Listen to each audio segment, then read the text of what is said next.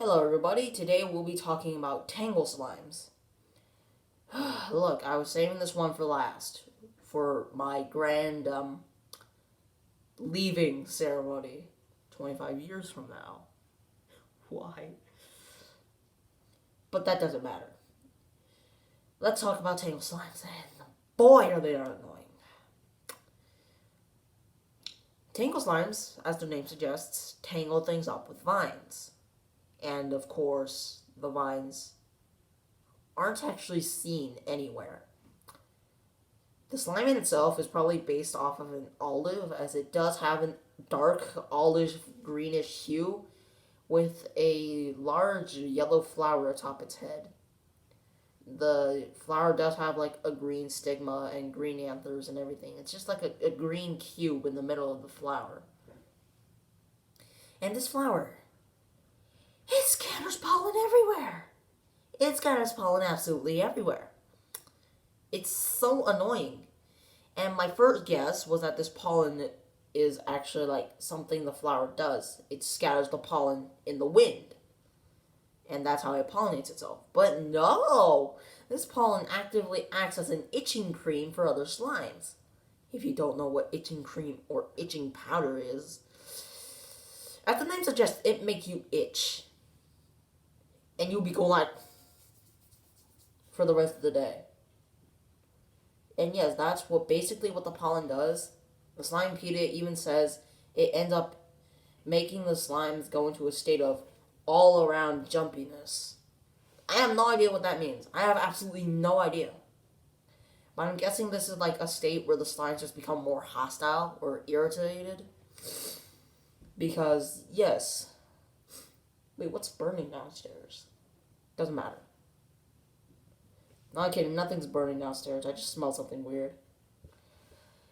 But what about this pollen? What makes it special? What makes it irritate the other slimes? It could be because the other slimes are allergic to pollen. All slimes are probably allergic to pollen. And when they come into contact with this pollen, it triggers like a histamine reaction. And that's what makes them jumpy and irritable. I mean, I'm allergic to pollen, grass pollen specifically, and when I go near grass pollen, I'm just furious for the rest of the day because my nose is stuffed up. Actually, I think the effects lasted for more than a week last time.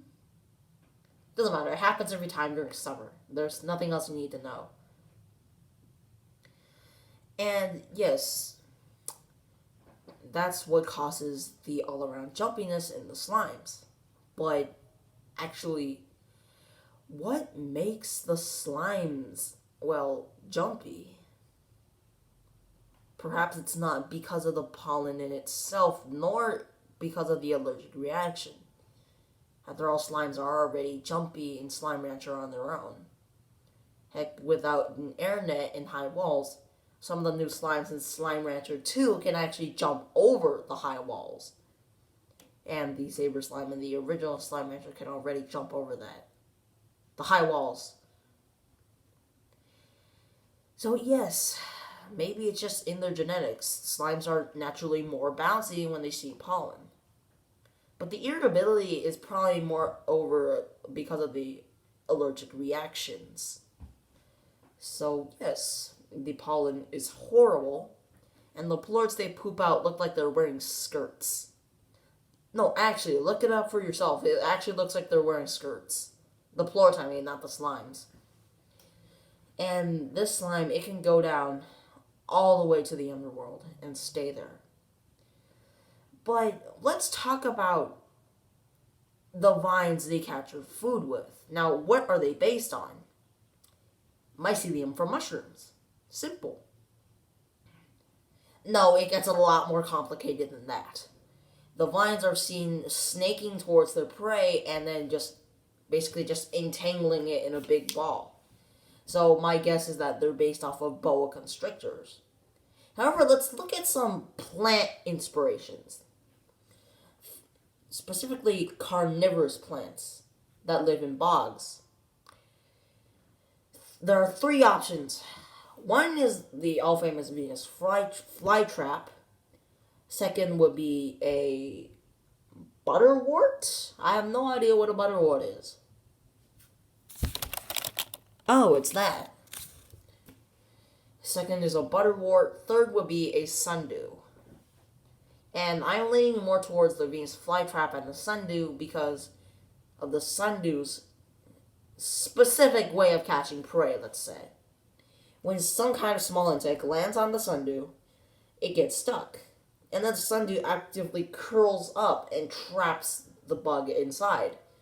And the bug is unable to escape and it eventually suffocates. So, yeah, I'm guessing the vines are leaning more towards like boa constrictor and sundew inspirations. And, well, what else? Oh, yes, the mycelium thing. Mushrooms. This is how, basically, the Tangle Slime can spread its vines anywhere it goes. Because of the mycelium. See, mushrooms can be pulled up out of the ground, but the mycelium will still stay there. And, yes, mycelium can move. Rather quickly. In fact, some mycelium can actually bore through the cell walls of plants and suck out all nutrients. Which is why mushrooms cause so many diseases in plants. I can't remember the names, but there was something to do with like potatoes and rice and bananas and stuff. I think that's like Panama disease. I think that's what it is. But doesn't matter. Anyway, the mycelium can move, and I'm guessing that's how the slime spreads all of its roots. Every time it goes down, it spreads the mycelium a little farther. Jumps up, goes back down, spreads it a little farther. And when it actually needs the mycelium vines, it uses its fluorokinesis. That's what I'm calling it, because it's like controlling plant matter with your mind. Just, okay, vines, do this, do that, do this, do that. And the vines follow its bidding and traps its prey. So yes, it's like mycelium and like earthworms, basically. And that's why you don't see the roots actually following the slime. They're underground. So the slime is up here, and then the roots are down here. Up, down. Up, down. And when it actually needs the roots, they will go up out of the ground and trap the prey. So yeah. Tangle Slimes, they can be lame, they can be annoying. But all in all, their inspirations are pretty fun and interesting to look at. Anyway, that's all, guys.